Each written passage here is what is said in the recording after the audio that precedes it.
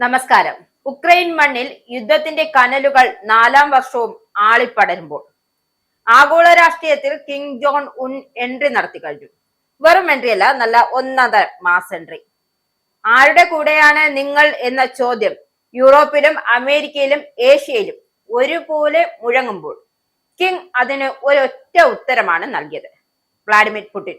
അതൊരു വെറും പേരു പറച്ചിലല്ല, ഒരു പക്ഷേ തിരഞ്ഞെടുപ്പുമല്ല, മറിച്ച് ലോക ശക്തി സമവാക്യങ്ങളെ തന്നെ വെല്ലുവിളിക്കുന്ന പ്രഖ്യാപനമാണ്. റഷ്യൻ പോരാട്ട വീര്യത്തിന് ഉത്തര കൊറിയയുടെ ഉരുക്കുപോലുള്ള പിന്തുണ. ഇത് പ്രഖ്യാപിക്കുമ്പോൾ അത് വെറും വാക്കുകളായി ഒതുങ്ങുന്നില്ല, അല്ലെങ്കിൽ വാക്കുകളിൽ മാത്രം ഒതുങ്ങുന്നില്ല, മറിച്ച് അത് പാശ്ചാത്യ ശക്തികൾക്കുള്ള വ്യക്തമായ ഒരു മുന്നറിയിപ്പ് കൂടിയാണ്. റഷ്യൻ പ്രസിഡന്റ് വ്ളാഡിമിർ പുടിനെയും അദ്ദേഹത്തിന്റെ എല്ലാ നയങ്ങളെയും തീരുമാനങ്ങളെയും നിരുപാധികമായി പിന്തുണയ്ക്കുമെന്ന ഉത്തര കൊറിയൻ നേതാവ് കിം ജോങ് ഉൻ നടത്തിയ പ്രഖ്യാപനം ഒരു സാധാരണ നയതന്ത്ര വാചകമോ ഔപചാരിക സൗഹൃദ പ്രസ്താവനയോ അല്ല. അത് അധികാരത്തിന്റെ ഭാഷയാണ്, ശക്തികളുടെ ആത്മവിശ്വാസമാണ്, പാശ്ചാത്യ ലോകത്തോടുള്ള തുറന്ന വെല്ലുവിളിയാണ്. വാക്കുകൾ സൂക്ഷ്മമായി അളന്നു പറയുന്ന അന്താരാഷ്ട്ര നയതന്ത്രത്തിന്റെ ചട്ടക്കൂടുകൾ അവഗണിച്ചുകൊണ്ട് തന്നെയാണ് കിം തന്റെ നിലപാട് ലോകത്തിനു മുന്നിൽ വ്യക്തമാക്കിയത്. ഉത്തര കൊറിയയുടെ സർക്കാർ നിയന്ത്രണത്തിലുള്ള മാധ്യമമായ കൊറിയൻ സെൻട്രൽ ന്യൂസ് ഏജൻസിയാണ് ഇക്കാര്യം വ്യക്തമാക്കിയതും, അല്ലെങ്കിൽ പുറം ലോകത്തെ അറിയിച്ചതും. പുടിനോടുള്ള വ്യക്തിപരമായ വിശ്വാസവും റഷ്യയോടുള്ള തന്ത്രപ്രധാനമായ പ്രതിബദ്ധതയും ഒരുമിച്ച് ചേർന്നപ്പോഴാണ് ഈ സന്ദേശം. ഇരു രാജ്യങ്ങളും തമ്മിലുള്ള ബന്ധം ഇനി വാക്കുകളുടെ തലത്തിൽ മാത്രമല്ല, ശക്തിയുടെ അച്ചുതണ്ടിലേക്കാണ് നീങ്ങുന്നത്. റഷ്യ ഉക്രൈൻ യുദ്ധം ഏറ്റവും നിർണായകവും സംഘർഷഭരിതവുമായ ഘട്ടത്തിലൂടെയാണ് കടന്നു പോകുന്നത്.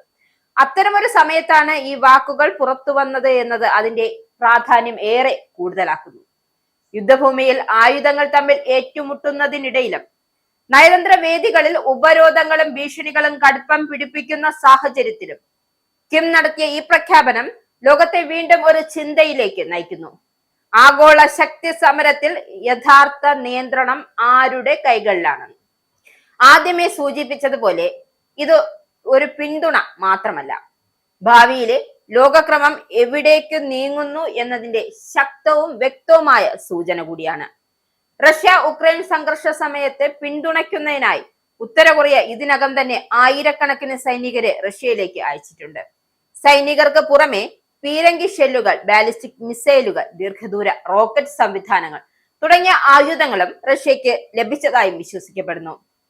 യുദ്ധം നീളുന്നതിനനുസരിച്ച് റഷ്യക്ക് ആയുധങ്ങളും മനുഷ്യശക്തിയും ആവശ്യമാകുമ്പോൾ അന്താരാഷ്ട്ര ഉപരോധങ്ങൾ അവഗണിച്ചുകൊണ്ട് തന്നെ ഉത്തര കൊറിയ പ്രധാന പങ്കാളിയായി ഇവിടെ മാറുകയാണ്. ഇതിനു പകരമായി റഷ്യ ഉത്തര കൊറിയയ്ക്ക് സാമ്പത്തിക സഹായവും സൈനിക സാങ്കേതിക വിദ്യ, ഭക്ഷ്യധാന്യങ്ങൾ, ഊർജം എന്നിവ ഉൾപ്പെടെയുള്ള അടിസ്ഥാന സാധനങ്ങൾ നൽകുന്നതായാണ് വിലയിരുത്തൽ. കർശനമായ അന്താരാഷ്ട്ര ഉപരോധങ്ങളിൽ നട്ടം തിരിയുന്ന ഉത്തര കൊറിയ റഷ്യ നൽകുന്ന ഈ സഹായവും വലിയ ശ്വാസവായുവാണ്. അതേസമയം ഉത്തര കൊറിയയുമായി കൂടുതൽ അടുത്ത ബന്ധം സ്ഥാപിക്കുന്നത് പാശ്ചാത്യ ലോകത്തോടുള്ള തുറന്ന വെല്ലുവിളി ഉയർത്താനുള്ള റഷ്യയുടെ ശ്രമത്തിന്റെ ഭാഗം കൂടിയായാണ് കണക്കാക്കപ്പെടുന്നത്. കിം ജോങ് ഉന്നിന്റെ നിരുപാധിക പിന്തുണ പ്രഖ്യാപനം റഷ്യ ഉത്തര കൊറിയ ബന്ധത്തിൽ ഒരു പുതിയ അധ്യായത്തിന്റെ തുടക്കം മാത്രമായി കാണാനാകില്ല. ഇത് ആഗോള രാഷ്ട്രീയത്തിൽ ശക്തമായ പ്രത്യാഘാതങ്ങൾ സൃഷ്ടിക്കാൻ ശേഷിയുള്ള ഒരു പ്രഖ്യാപനം കൂടിയാണ്.